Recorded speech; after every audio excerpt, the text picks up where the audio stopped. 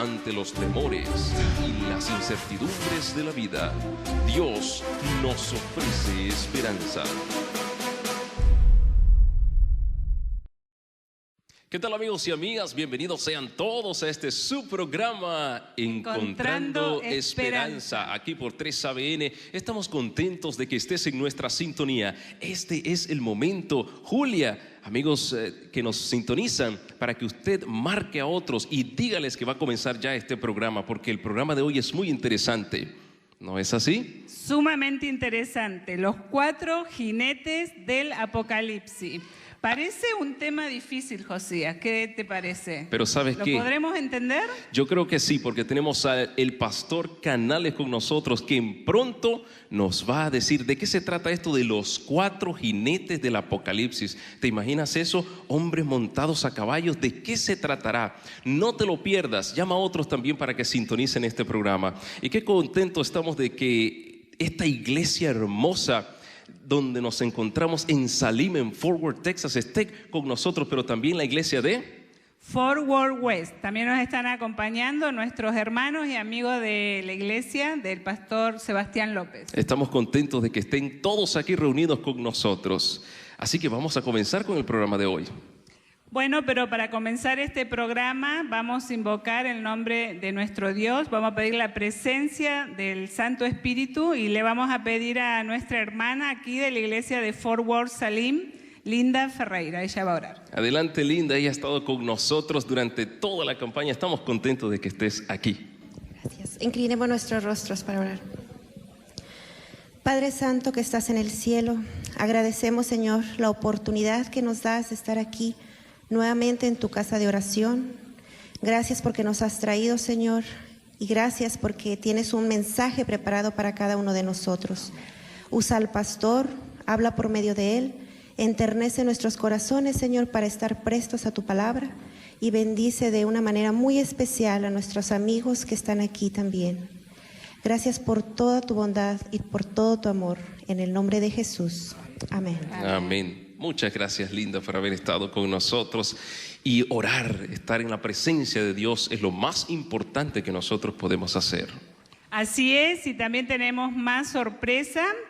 Josías, tenemos una hermosa voz que nos va a acompañar en esta oportunidad.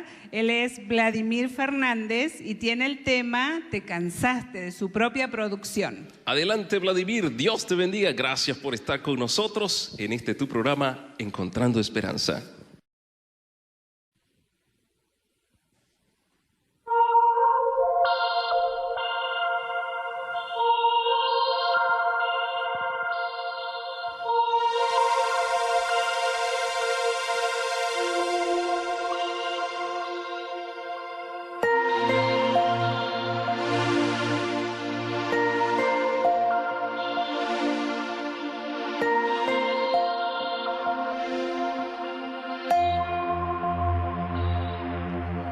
Cansaste de vivir en soledad,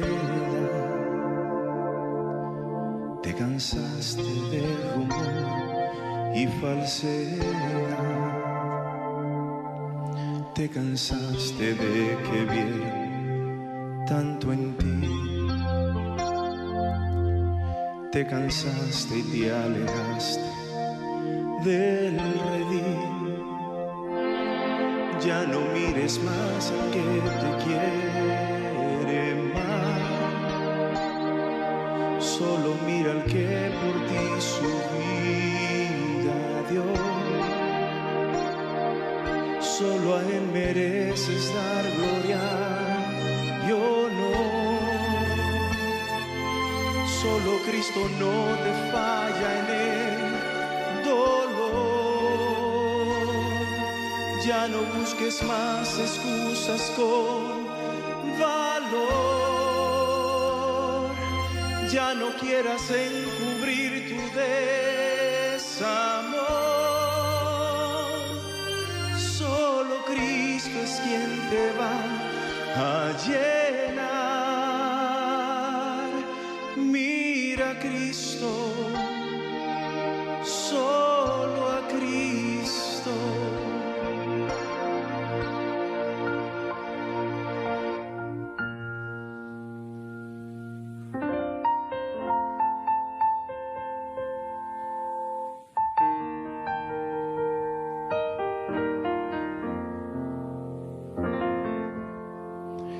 cansaste de intentar y no encontrar el camino de regreso a tu hogar. Lo conoces y se te hace duro, sí, pero sabes que es mejor estar aquí. Ya no mires más al que te quiere más, solo mira al que por ti su vida dio. Solo a Él mereces dar gloria y honor. Solo Cristo no te falla en el dolor. Ya no busques más excusas con valor. Ya no quieras encubrir tu desamor. Solo Cristo es quien te va a llenar. Mira a Cristo, solo a Cristo.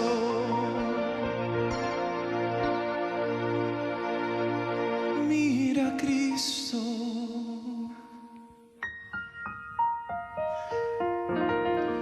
Solo a Cristo. Amén.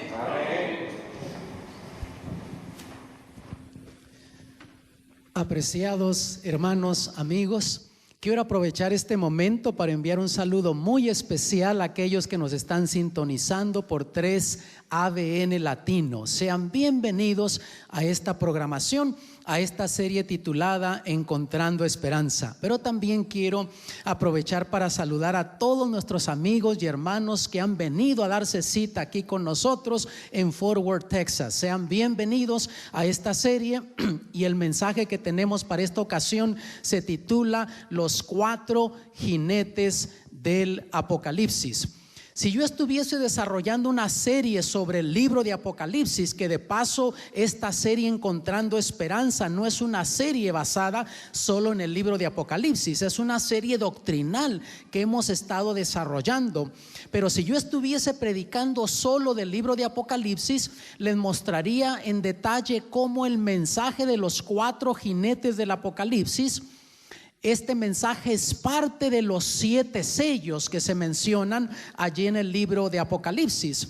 El capítulo 4 comienza con el mensaje de los sellos, de los versículos 1 al 11. De paso, el capítulo 4 tiene solamente 11 versículos y comienza con una escena del trono de Dios. Y se identifica a 24 ancianos que están sentados en tronos alrededor del trono del Padre. Y ya hay también 4 seres vivientes que están alabando a Dios, y son seres celestiales, aunque se les identifica uno como con cara de león, otro con cara de becerro, otro con cara de hombre, otro con cara como de águila, pero se menciona que tiene cada uno 6 alas. Son seres celestiales que están alabando a Dios en su trono y dicen santo, santo, santo. Y luego los 24 ancianos se unen en la alabanza y alaban a Dios porque Él creó todas las cosas, y no solamente porque las creó, sino porque las sustenta. Si Él nos sigue sustentando, dando vida a nosotros. Y el capítulo 5 comienza en los versículos 1 al 5 diciendo: y vi en la mano derecha del que estaba sentado sobre el trono un libro escrito de dentro y de fuera, sellado con 7 sellos, y vi un fuerte ángel predicando en alta voz: ¿quién es digno de abrir el libro y de desatar sus sellos? Aquí Juan en visión identifica este libro que tiene el Padre en su mano derecha y tiene 7 sellos. Y luego dice: y ninguno podía, ni en el cielo, ni en la tierra, ni debajo de la tierra, abrir el libro ni mirarlo. Y vean lo que le sucede a Juan. Él dice, y yo lloraba mucho porque no había sido hallado ninguno digno de abrir el libro, ni de leerlo, ni de mirarlo. Déjenme detenerme una vez más aquí. Noten ustedes que Juan comienza a llorar desconsoladamente. ¿Por qué? Él sabía que en esos sellos había mensajes especiales para el pueblo de Dios. Y se le dice que no hay nadie que sea digno. Entonces él ve que desde el punto de vista humano el problema que está enfrentando no tiene solución y comienza a llorar desconsoladamente. Yo no sé, mi amado, tú que nos ves desde tu hogar, si alguna vez has llorado desconsoladamente, encaraste un problema, a lo mejor tu matrimonio se te está desbaratando, a lo mejor encaraste un problema con tus hijos, un problema financiero, un problema de salud, y que desde el punto de vista humano no le ves solución al problema. Yo no sé si tú has llorado desconsoladamente. Yo solo sé que yo he pasado por esas experiencias en la vida cuando no he sabido para dónde más dar. Pero ahora ve, y uno de los ancianos me dice: no llores. He aquí el león de la tribu de Judá, la raíz de David, que ha vencido para abrir el libro y desatar sus 7 sellos. Él era el único que era digno de abrir el libro y lo identifica como el león de la tribu de Judá, la raíz de David. Y cuando tú lees en Apocalipsis 22, descubres que ese personaje es nuestro Señor Jesucristo. Por lo tanto, hermanos, cuando desde el punto de vista humano el problema no tenía solución, Jesús tenía la solución para el problema que estaba encarando Juan. Y todavía es lo mismo, los problemas que tú estás encarando en la vida, puede ser que desde el punto de vista humano no tengan solución, pero Jesús sigue siendo la respuesta. Jesús sigue teniendo la solución para los problemas que tú encaras en tu vida. Y de los versículos 6 en lo adelante, el capítulo tiene 14 versículos, el capítulo 5, en esa escena aparece ahora un cordero que fue sacrificado y aparece delante del trono. Y entonces, hermanos, ahora no solamente los 24 ancianos y los 4 seres vivientes se unen en alabanza, sino ahora todas las huestes angelicales se unen en alabanza, y la alabanza se torna hacia el Cordero, aquel que murió por nosotros, aquel que fue a la cruz para que nosotros tengamos esperanza de vida eterna. Es interesante, en música eso se le llamaría crescendo, que va en aumento la alabanza, pero no termina allí. El versículo 13 dice algo hermoso, vean. Versículo 13 dice: y oí a toda criatura que estaba en el cielo y sobre la tierra y debajo de la tierra, y que está en el mar, y todas las cosas que en ellos hay, diciendo al que está sentado en el trono y al Cordero, sea la alabanza y la honra y la gloria y el poder por siempre jamás. Aquí llega la alabanza a su intensidad, hermanos. No solamente los 4 seres vivientes, ni los 24 ancianos y todas las huestes celestiales, pero ahora se une todo lo creado en el universo, dando alabanza al que está sentado en el trono y al Cordero. Ahora, hermanos, de esta escena, el versículo 13 todavía no se ha cumplido. ¿Saben cuándo se va a cumplir ese versículo? Cuando Cristo Jesús venga por su iglesia y vayamos al cielo y nos unamos en alabanza a los 4 seres vivientes, a los 24 ancianos, a las huestes celestiales y a los redimidos de todas las edades. Todo el universo se va a unir en alabanza. Y así termina esa escena. Entonces vamos a ir a la Biblia, como lo hemos estado haciendo, a ver qué nos dice la Biblia sobre el mensaje de esos 4 jinetes del Apocalipsis. Porque hemos dicho, si está en la Biblia, yo lo creo. Si no está en la Biblia, no es para mí. Únete tú también que estás en tu hogar. Si está en la Biblia, yo lo creo. Si no está en la Biblia, no es para mí. Y ya pasando al capítulo 6 de Apocalipsis, se comienzan a abrir los sellos, y los primeros 4 sellos, repito, tienen que ver con esos 4 jinetes del Apocalipsis. Leemos los versículos 1 y 2 y dice así: y miré cuando el Cordero abrió uno de los sellos, y oí a uno de los 4 animales diciendo como con una voz de trueno: ven y ve. Y miré, y he aquí un caballo blanco, y el que estaba sentado encima de él tenía un arco, y le fue dado una corona, y salió victorioso para que también venciese. El apóstol Juan entendía esa terminología. A lo mejor tú que nos ves desde tu hogar te estás preguntando qué representan estos simbolismos: ese caballo blanco, el jinete teniendo un arco, saliendo victorioso, venciendo.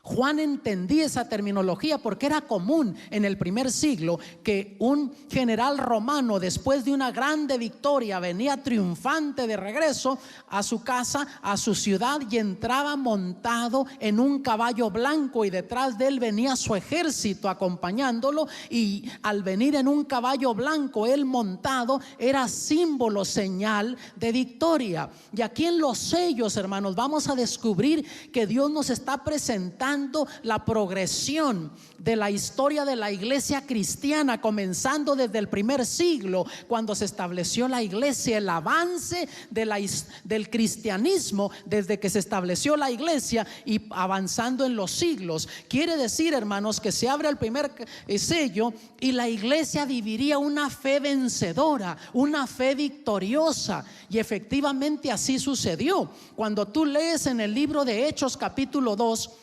en el día de Pentecostés, 50 días después de la muerte del Señor en la cruz, Pedro, movido por el poder del Espíritu Santo, predica a aquella multitud que había venido a esa fiesta.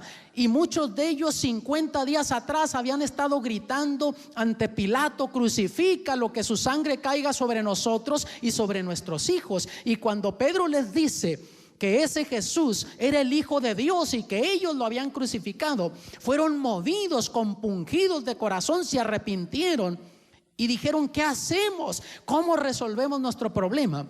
Y de paso les digo, hasta ese entonces solo 120 discípulos se identificaban con la iglesia. Pero viene ese día poderoso. Entonces, movido por el Espíritu de Dios, predica Pedro, y la Biblia nos dice que como 3,000 personas se bautizaron. La iglesia crece de 120 a más de 3,000 personas. Y miren lo que dice en el versículo 47: alabando a Dios y teniendo gracia con todo el pueblo, y el Señor añadía cada día a la iglesia los que habían de ser salvos. La iglesia estaba viviendo una fe victoriosa en ese primer siglo. Versículo 14 del capítulo 5 dice: y los que creían en el Señor se aumentaban más, gran número así de hombres como de mujeres. Ahora, aun cuando encaraban problemas, los discípulos tenían una fe victoriosa. Los sacerdotes no querían que ellos estuviesen predicando de Jesús. Los azotaban, los metían a la cárcel, los querían amedrentar. Y vean lo que ellos contestaban cuando les decían que no anduviesen más predicando de Jesús. Respondiendo Pedro y los apóstoles dijeron: es menester obedecer a Dios antes que a los hombres. Vemos que verdaderamente la iglesia estaba viviendo una fe vencedora, victoriosa. Se abre el primer sello, sale el caballo blanco y la iglesia vive esa fe victoriosa. Y eso nos lleva más o menos hasta el fin del primer siglo de la historia cristiana. Viene el segundo sello. Se abre el segundo sello y vean lo que dice en el capítulo 6, el versículo 4. Y salió otro caballo bermejo, y al que estaba sentado sobre él fue dado poder de quitar la paz de la tierra y que se maten unos a otros, y fuele dada una grande espada.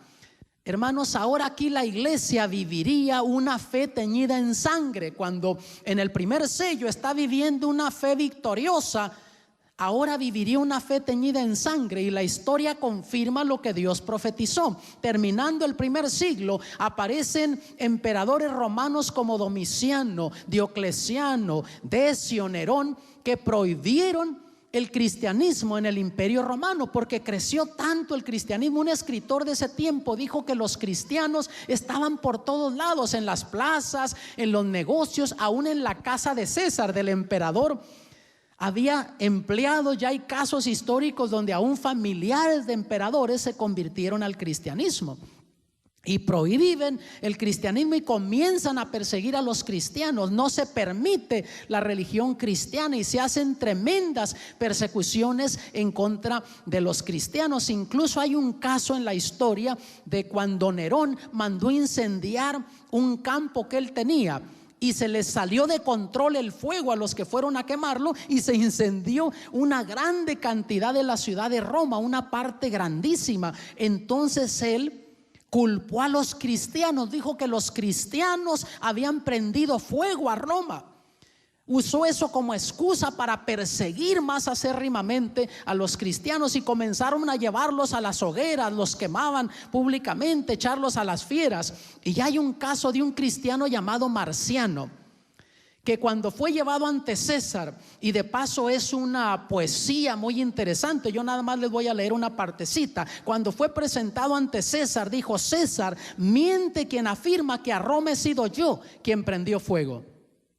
Mas si mi delito es ser cristiano, haces bien en matarme, porque es cierto, creo en Jesús y practico su doctrina. Y la prueba mayor de que en él creo es que en vez de odiarte, te perdono. Y al morir por mi fe, muero tranquilo. Y la historia dice que soltaron esa fiera hambrienta, un león. Y Marciano, en vez de correr, quererse escapar de esa situación, se le quedó viendo directo a los ojos al león. Y el león titubeó por unos momentos, pero por fin venció el instinto de fiera y le cayó encima y comenzó a devorarlo. Y Marciano seguía gritando: te perdono, Nerón, te perdono. Y así murió él. Se abre el segundo sello, sale el caballo rojo y la iglesia vive una fe teñida en sangre, y eso nos lleva más o menos hasta el año 313 de nuestra era. Un escritor de ese tiempo dijo que la sangre de los cristianos era como semilla. Donde quiera que se derramaba la sangre de un cristiano, otros se levantaban en favor del cristianismo al ver la fe de esos cristianos. Oh hermanos, cómo anhelo yo que hoy tuviésemos ese tipo de fe nosotros. Tú que estás en tu hogar, cómo desear a Dios que tú tuvieras ese tipo de fe. Ahora nuestra fe tambalea por cualquier situación. En ese entonces, por más de 200 años, a esos cristianos que vivieron en ese tiempo, para ellos ser cristianos en la mayoría de los casos representaba pagar con sus vidas. Se abre el tercer sello y vean lo que sucede, versículos 5 y 6. Y cuando él abrió el tercer sello, oí al tercer animal que decía: ven y ve. Y miré ya aquí un caballo negro, y el que estaba sentado encima de él tenía un peso en su mano. Déjenme detenerme aquí para aclarar esto. No está hablando de un peso mexicano, ni de un peso argentino, ni de un peso colombiano, porque esas monedas están devaluadas, no valdría mucho. Está hablando de una balanza que tenía en su mano. Y vean: y yo oí una voz en medio de los 4 animales que decía: 2 libras de trigo por un denario y 6 libras de cebada por un denario, y no hagas daño al vino ni al aceite. Y al hablar de vino está hablando del jugo de la uva. Esos eran los alimentos básicos en ese entonces, hermanos: el trigo, la cebada, el jugo de la uva y el aceite de oliva. Ahora, por ejemplo, piensa tú en los alimentos básicos en la cultura mexicana. ¿Cuáles son? Tú descubres que es el maíz, el frijol y el chile. Le quitas esas 3 cosas al mexicano y ¿qué le dejaste? Casi todos los alimentos tienen como base maíz, frijol y chile. Así también en ese entonces, hermanos, la cebada, el trigo, el jugo de la uva y el aceite eran los alimentos básicos, los ingredientes básicos para la alimentación de ellos. Pero como está hablando, hermanos, en contexto profético y está usando simbolismos, está hablando del alimento espiritual. Llegaría el momento en la historia del cristianismo que al alimento espiritual se le pondría precio, se vendería el alimento espiritual, cuando la Biblia nos enseña que es de gracia, es gratis la salvación, el perdón. Llegaría el momento en la historia cuando se le pondría precio a la salvación, se le pondría precio al perdón y a la gracia de Dios. La iglesia entonces viviría una fe comprometida, cuando se iban a comprometer valores y principios por los cuales los cristianos que vivieron antes que ellos pagaron con sus vidas, ahora se iban a comprometer valores y principios. El apóstol Pablo, profetizando aquí por inspiración divina, en Hechos 20 versículos 28 al 30, dice lo siguiente: por tanto, mirad por vosotros y por todo el rebaño en que el Espíritu Santo os ha puesto por obispos, para apacentar la iglesia del Señor, la cual ganó por su sangre. Porque yo sé que después de mi partida entrarán en medio de vosotros lobos rapaces que no perdonarán al ganado. Y de vosotros mismos se levantarán hombres que hablen cosas perversas para llevar discípulos tras sí. Ya el apóstol Pablo estaba profetizando que llegaría un momento en la historia del cristianismo que habría personas que se iban a apartar de la verdad de Dios y iban a ser líderes dentro del cristianismo que harían eso. Llegamos al año 303, hermanos, y descubrimos que aparece como emperador Constantino. Y Constantino, en vez de perseguir a los cristianos como habían hecho los emperadores anteriores a él más bien le abre las puertas al cristianismo en su imperio y hace del cristianismo la religión oficial de su imperio. Cuando ellos tenían su religión pagana, él hace del cristianismo la religión oficial, pero a un precio. ¿Qué hizo? Hizo una fusión de un tipo de religión cristiano pagano. Vean en Daniel 8:12, ya estudiamos en un estudio pasado del capítulo 8 de Daniel, y hablando aquí del imperio romano y hablando de ese emperador, dice: y echó por tierra la verdad e hizo cuanto quiso y sucedióle como prósperamente. Lo que no logró el diablo por medio de la persecución, ahora lo logra Constantino por medio, o el diablo utilizando a Constantino por medio del engaño religioso. En el libro titulado Desarrollo de la Doctrina Cristiana dice lo siguiente: relata Eusebio que Constantino, para presentar la nueva religión a los paganos, introdujo los ornamentos exteriores de los cuales estaban acostumbrados, porque recuerden que el imperio romano tenía su religión pagana, adoraban a diferentes dioses, Júpiter, Venus y otras deidades más. Entonces ahora él introduce en su imperio esta religión cristiana y comienza a meter ahora en los cultos cristianos imágenes en el culto, cuando hasta entonces los cristianos no utilizaban imágenes. Y a los cristianos les dice Constantino que esta es la imagen de Pedro, para recordar a uno de los fundadores del cristianismo. Pero hermanos, era la imagen de Pedro, era la imagen del dios Júpiter, que sus súbditos paganos adoraban en sus templos paganos, y entran a esta nueva religión y se sienten felices, se sienten en casa. Luego, ya para el año 321 después de Cristo, Constantino da el edicto que se le tituló, quedó en la historia como el edicto de Constantino, o sea, fue una ley dominical. Hasta entonces el cristianismo guardaba el sábado como día del Señor, y él dice: en el venerable día del sol, que los magistrados y la gente que reside en las ciudades descansen, y que todos los talleres sean cerrados. Aquí emite la primera ley dominical, y a los cristianos les dice que como Jesús resucitó en el primer día de la semana, por eso ahora iban a guardar el primer día de la semana para recordar la resurrección de Jesús.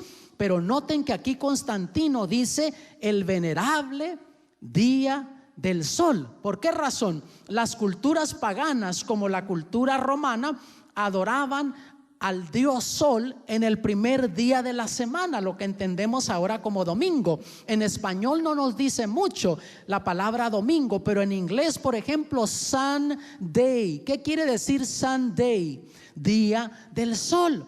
En latín Dei Solis, porque esas culturas paganas adoraban al dios sol en el primer día de la semana. Mira el credo apostólico. Los cristianos por siglos se repetían este credo en sus cultos semanales en el sábado, cuando se reunían. Ellos decían: oh Dios todopoderoso, tú has creado el mundo por medio de Cristo Jesús, y ya has dedicado el sábado como un recordativo de ello.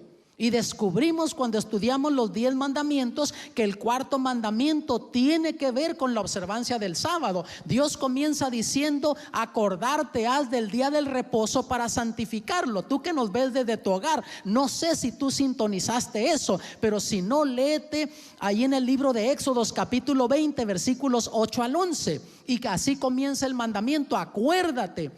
Y luego termina el mandamiento diciendo así en el versículo 11: porque en 6 días hizo Jehová los cielos y la tierra, la mar y todas las cosas que en ellos hay, y reposó en el 7º día. Por tanto Jehová bendijo el día del reposo y lo santificó. Entonces vemos que Dios santifica, aparta el sábado de los otros días de la semana para que sea un día dedicado a Él, que reposemos nosotros, guardemos el sábado y entonces reconozcamos a Dios como el creador de todas las cosas.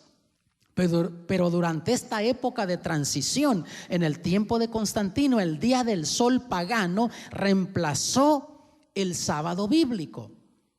Incluso en el libro de la historia del Oriente, dice así en la página 184, sus monedas de Constantino, está escribiendo Arthur Stanley, dice: llevaban de un lado el nombre de Cristo, sobre el otro la figura del dios Sol, como si no se animara a renunciar al patrocinio de la brillante luminaria. Mostraba que era cristiano, pero estaba llevando todavía rasgos de su cultura pagana en lo que hacía Constantino.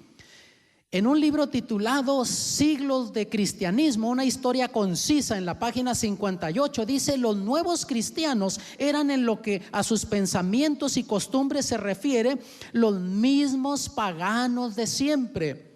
Su entrada a las iglesias no eliminó el paganismo, por el contrario, gran número de paganos bautizados permitió que el paganismo diluyera la energía moral del cristianismo organizado al punto que lo tornó impotente. Y vemos que en la historia exactamente eso sucedió, hermanos. Se abre el tercer sello, sale el caballo negro y la iglesia comienza a vivir una fe comprometida. Se comienzan a comprometer valores, principios, y eso nos lleva más o menos como hasta el año 538 de nuestra era.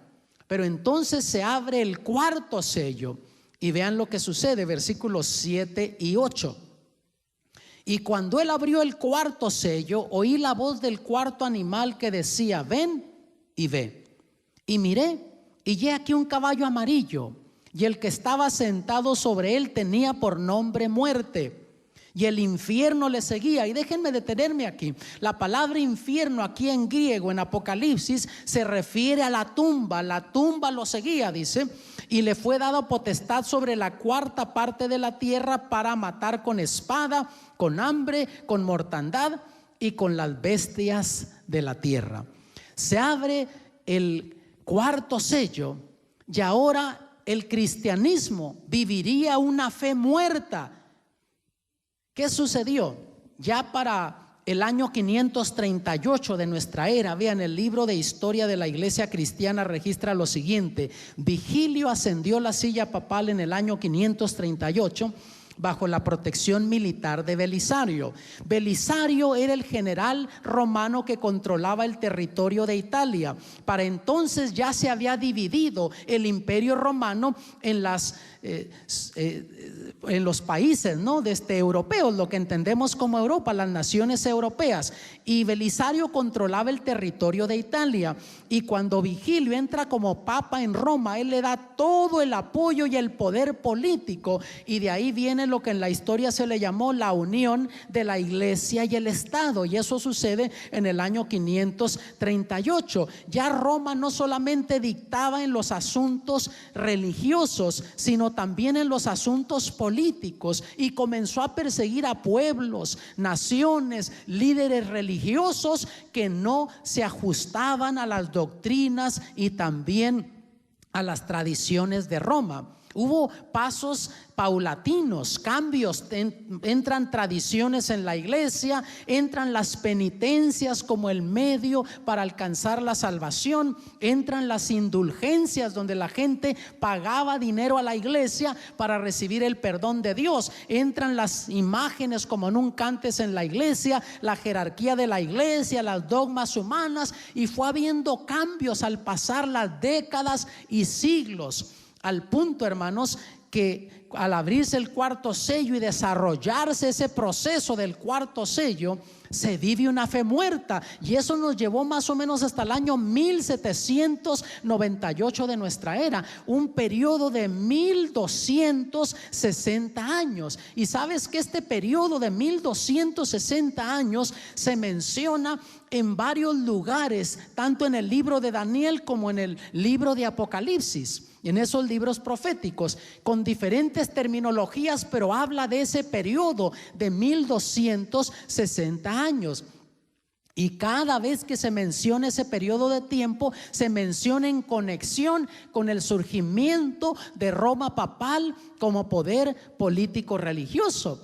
Y hubo cambios dramáticos al punto que llegamos a lo que se le llamó en la historia la edad oscura, cuando la verdad de Dios se había perdido completamente, hermanos. De paso, cuando hablamos, por ejemplo, de las indulgencias, hay un caso muy interesante, suena medio cómico, pero sucedió.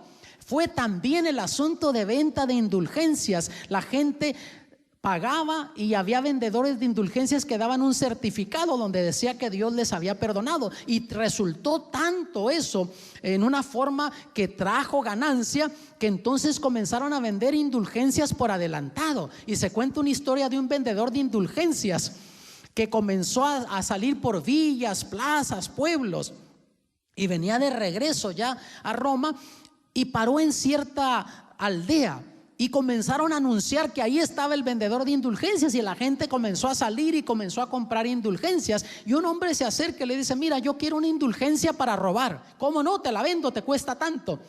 El hombre vendedor de indulgencias sacó el certificado, lo firmó, y este hombre le entregó el dinero. Y cuando este otro hombre tenía el certificado en su mano que lo había comprado, sacó un revólver, una pistola, una arma, y amenazó de muerte al vendedor de indulgencias y le robó todo el dinero que llevaba.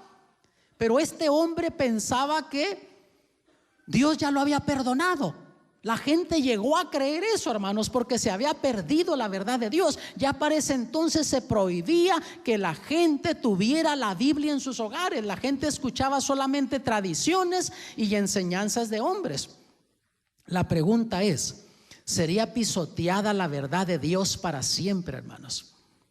De paso te digo que en la historia Dios siempre ha tenido gente sincera, que no importa lo que esté sucediendo a su alrededor, esa gente ha vivido la verdad de Dios, ha creído la verdad de Dios, ha predicado la verdad de Dios, y aún muchos de ellos dieron sus vidas por la verdad de Dios.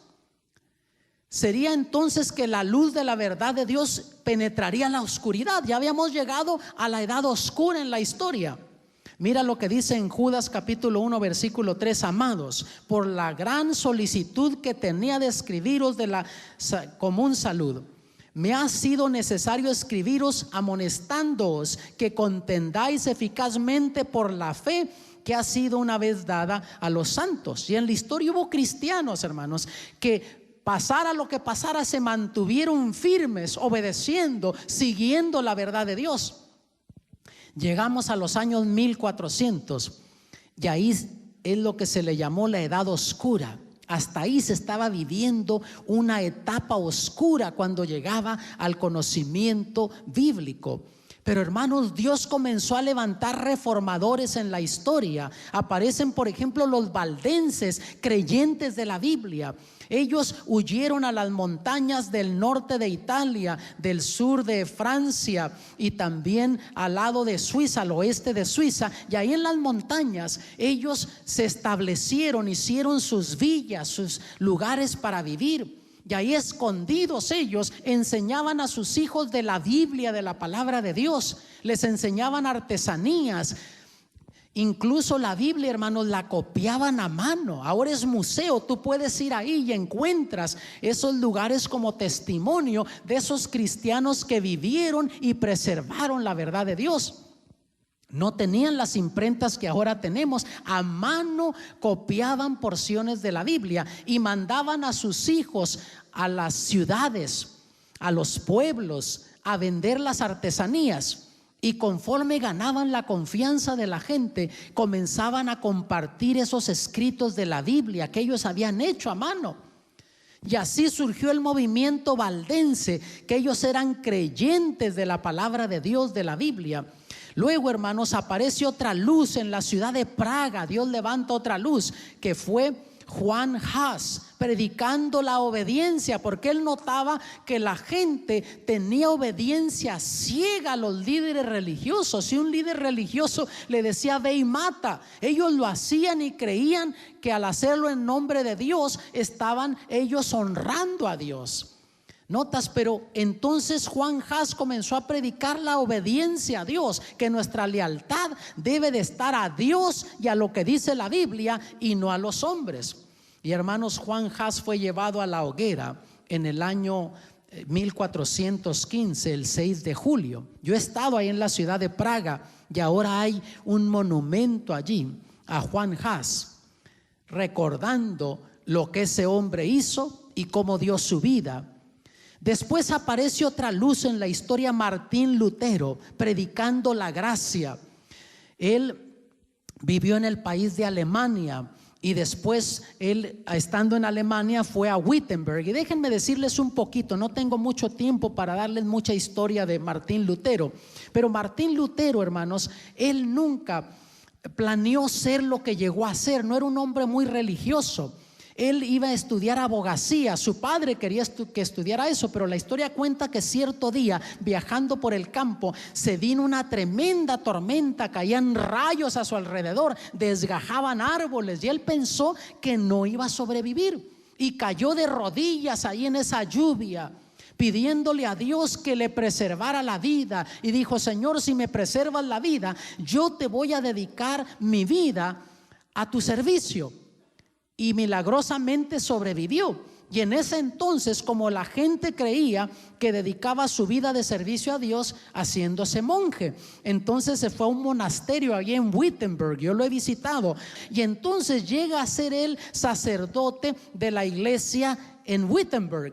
Y él comenzó a predicar estas verdades. Y hermanos, la iglesia se le comenzó a llenar. Y de Roma le mandaron decir que no estuviera predicando eso. Pero un día, octubre 31 del año 1517, él clavó en las paredes de la iglesia lo que se le llamó las 95 tesis. O sea, eran los errores, las cosas que estaban haciendo que no eran bíblicas, las indulgencias y todas esas cosas. Él comenzó a escribir eso allí. Después llegó a ser el maestro de teología de la universidad ahí en Wittenberg. Después de eso, Dios levanta otra luz en Ginebra, Suiza. Aparece Juan Calvino predicando el crecimiento en la vida cristiana, diciendo que el cristiano debe de ir creciendo como la luz de la aurora. Hoy puedes ser mejor cristiano de lo que fuiste ayer, y mañana puedes ser mejor cristiano de lo que eres hoy. Tú vas ahora a Ginebra, en Suiza, y encuentras ahí un monumento dedicado a ese cristiano Juan Calvino.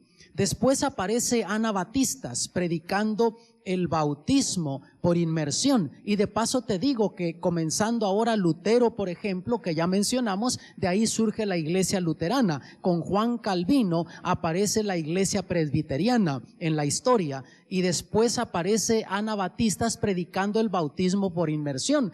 Y hasta ese tiempo todos estos otros reformadores bautizaban por aspersión. ¿Por qué razón? Porque habían venido de la iglesia católica, y la iglesia católica después del siglo XII comenzó a bautizar por aspersión. Antes del siglo XII bautizaba por inmersión, como enseña la Biblia.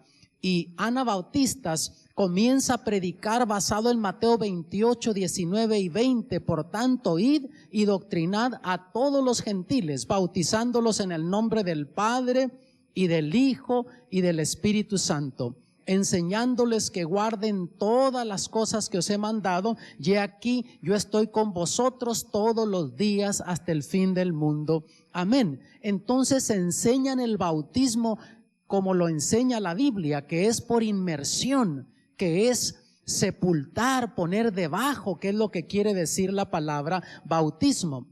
Después aparece otra luz que Dios levanta en el país de Inglaterra, allí en la ciudad de Londres. Comienza a predicar Juan Wesley sobre la santidad en la vida cristiana, porque él notaba que los domingos, cuando él terminaba el culto de la mañana y iba a casa, se preparaba y regresaba en la tarde para el culto de la noche, en algunas ocasiones él pasaba por ciertos barrios de la ciudad donde a veces se encontraba algunos de sus miembros saliendo, digamos, de una cantina, de un bar, y a lo mejor algunos de ellos eran ancianos de iglesia o diáconos de iglesia, y él comenzó a predicar la santidad en la vida cristiana, diciendo que el cristiano es cristiano donde quiera que está, no solamente cuando está en la iglesia, es cristiano en el hogar, en el lugar de trabajo.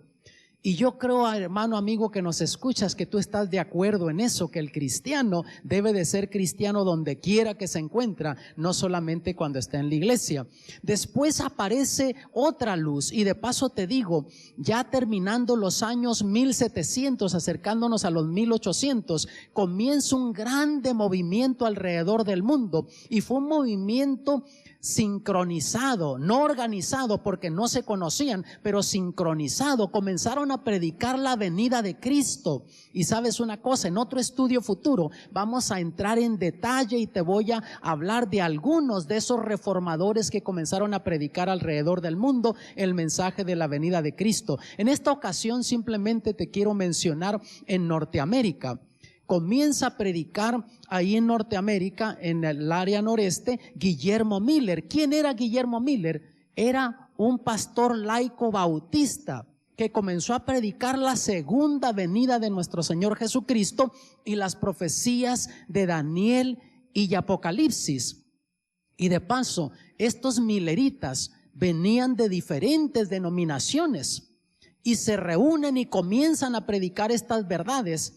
Y de paso te digo, algunos de esos milleritas, aunque predicaban la venida de Cristo, se tomaban una Miller Lite, eran borrachones algunos de ellos, y al pasar el tiempo de ahí surge lo que se le llamó el movimiento adventista. Y de paso te digo que 1 de cada 25 textos en el Nuevo Testamento tiene que ver con la segunda venida de nuestro Señor Jesucristo. Ese fue el tenor de la predicación de los apóstoles. Tú encuentras que se menciona Cristo viene, el juicio se acerca, el fin del mundo. De alguna forma o de otra tienen conexión con la venida de Cristo, 1 de cada 25 textos del Nuevo Testamento. Y luego surge el movimiento adventista del movimiento millerita, predicando como nunca antes la segunda venida de nuestro Señor Jesucristo y el juicio investigador en el cielo, predicando las profecías de Daniel y de Apocalipsis. De paso te digo, un bautista del séptimo día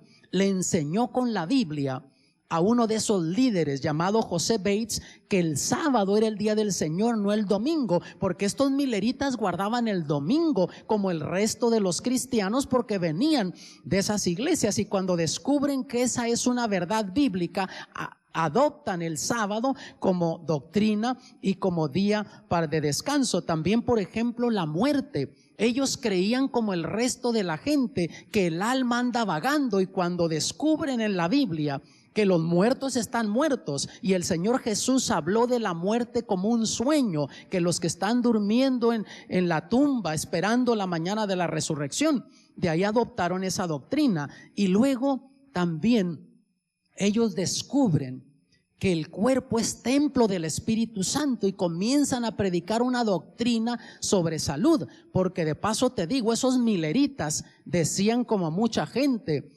si nada, si camina, corre o vuela, a la cazuela. Comían cualquier cosa, pero descubren que en la Biblia se habla de alimentos limpios y de alimentos inmundos, y ahora ellos comienzan a seguir esos principios y comer alimentos limpios y no tocar las cosas inmundas.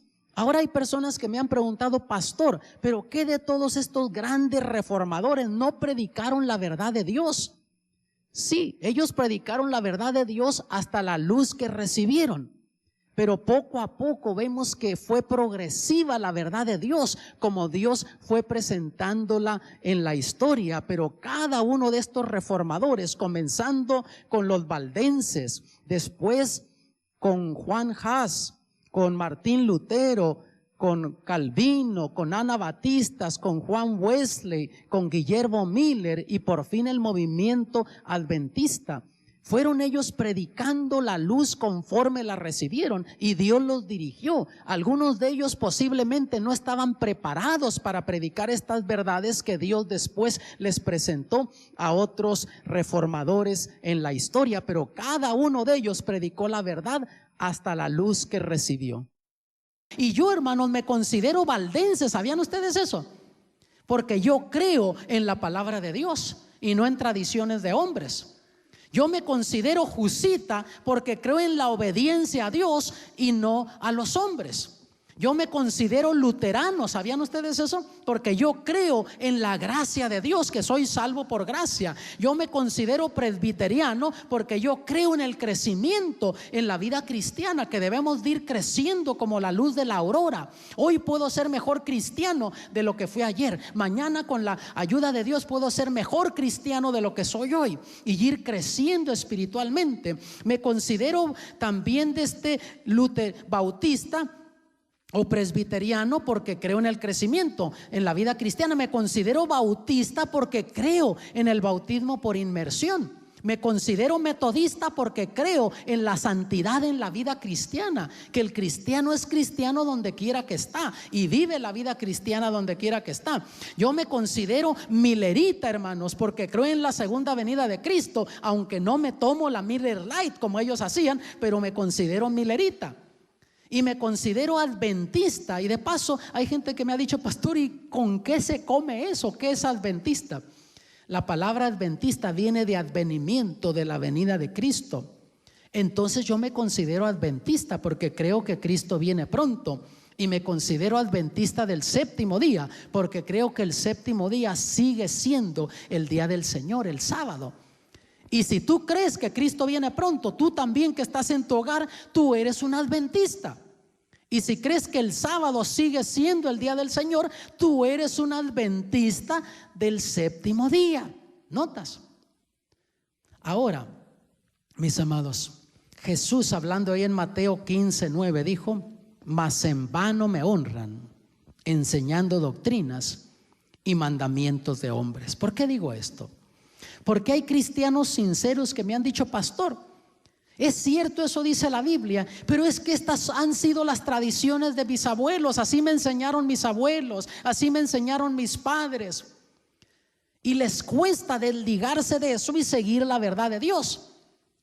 Si tú no conocías estas verdades bíblicas, Dios no tiene problema. ¿Notas?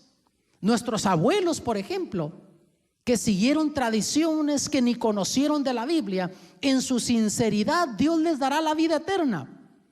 Pero tú y yo, que tenemos oportunidad de conocer estas verdades, Dios espera que estemos dispuestos a seguir su verdad y obedecerla. Y si tú insistes en quedarte en estas tradiciones porque han sido de los abuelos, de los antepasados, Jesús dice que en vano lo estás honrando. En Mateo 14:15 Jesús dijo: si me amáis, ¿qué? Guardad mis mandamientos. O sea, si tú amas a Jesús, vas a guardar sus mandamientos, vas a hacer lo que Jesús te pide. Y ahí en Apocalipsis 14:12 dice el Señor: aquí está la paciencia de los santos. Y hermanos, se necesita paciencia para vivir la vida cristiana. Y un santo no es otra cosa más que un pecador arrepentido, perdonado y justificado por Cristo Jesús. Y cuando tú vives la verdad de Dios, se necesita paciencia. ¿Por qué razón? Porque la mayoría no va a seguir eso, y es más fácil hacer lo que la mayoría hace. Y cuando tú haces la voluntad de Dios, vas a ir en contra de la mayoría. Y por eso se necesita paciencia. Y dice: aquí están los que guardan los mandamientos de Dios y la fe de Jesús. Así termina este versículo 12, ¿notas? Dios identifica a su iglesia como aquellos que guardan los mandamientos de Dios y tienen la fe de Jesús. Y yo no guardo los mandamientos para salvarme, mis hermanos, sino porque ya soy salvo en Cristo, porque creo en lo que Jesús dice. Y Él dice: si me amas, guarda mis mandamientos. Por eso es que guardo los mandamientos. La obediencia no te salva. Notas, es el producto de tu vida salvada que te hace obedecer al Señor Jesús. Y en Juan 10:16 el Señor Jesús dijo: también tengo otras ovejas que no son de este redil. Aquellas también me conviene traer, y oirán mi voz, y habrá un rebaño y un pastor. Notas, Jesús tiene gente sincera en todas las iglesias, y yo estoy convencido que en el cielo habrá católicos, pentecosteses, bautistas, adventistas, metodistas, presbiterianos, evangélicos, de todo va a haber allí, porque mucha gente ha muerto sin conocer estas verdades fundamentales de la palabra de Dios. Ya han servido a Dios hasta lo que sus conciencias les han dictado, y Dios les dará la vida eterna en su sinceridad. Pero cuando el Señor llama, dice que Él tiene otras ovejas que no son de este redil. Esas me conviene que vengan y oirán mi voz. Y la gente sincera va a oír la voz, hermanos. Y hay gente que ha escuchado y solo quiere conocer para tener información. Eso no te va a salvar. Pero cuando tú decides entregarte a Cristo y obedecerle, entonces tú estás siguiendo la voz del Señor Jesús. Y Él dice que tiene ovejas sinceras que oirán su voz. Y entonces habrá un rebaño y un pastor. El Señor Jesús no viene por iglesias. Él viene por un pueblo, gente sincera que está dispuesta a escuchar su voz, seguirle y guardar sus mandamientos. Y pronto Jesús aparecerá en gloria, amados. Las profecías nos muestran que pronto Jesús vendrá en gloria. Y Él quiere que tú seas de ese pueblo. Él te invita a que tú aceptes estas verdades bíblicas, que decidas servirle. Tú que estás en tu hogar, hasta allá donde estás, el Espíritu Santo te está llamando. Puedes escuchar la voz de Jesús invitándote a que tú le aceptes, que sigas estas verdades. Puede ser que no sea popular en tu hogar, con tus amigos, en tu lugar de trabajo, pero con todo vale la pena seguir la verdad de Dios. Yo prefiero ir en contra de la mayoría, pero saber que estoy haciendo la voluntad de Dios, que ir con la mayoría y saber que voy en contra de Dios. Yo no sé tú, yo quiero orar por ti. Tú quisieras decirle: Señor, ayúdame, porque yo quiero seguir tu verdad. Yo quiero obedecer estas verdades. Tú que estás en tu hogar puedes decidir allá también. Quiero orar por ti. ¿Quieres que ore por ti? ¿Quieres ser una de esas ovejas? ¿Quieres escuchar la voz del Señor Jesús? Levanta tu mano, yo quiero orar por ti. Oremos. Padre Celestial, en estos momentos, ya al estar concluyendo esta presentación, te agradecemos porque en la historia tú siempre has tenido gente sincera que ha estado dispuesta a vivir tu verdad, predicar tu verdad y aún morir por tu verdad. Bendícenos a nosotros para que seamos cristianos sinceros, que escuchemos tu voz. Que, Padre, no importa que haya otras voces en este mundo llamando, que nosotros escuchemos tu voz, que seamos de ese rebaño. Prepáranos para ese grande día, y cuando Cristo venga por tu pueblo, por tu iglesia, que nosotros seamos parte de tu iglesia, porque lo pedimos en el nombre de Jesús. Amén. Usas con valor, ya no quieras encubrir tu desamor. Solo Cristo es quien te va a llenar. Mira, Cristo, solo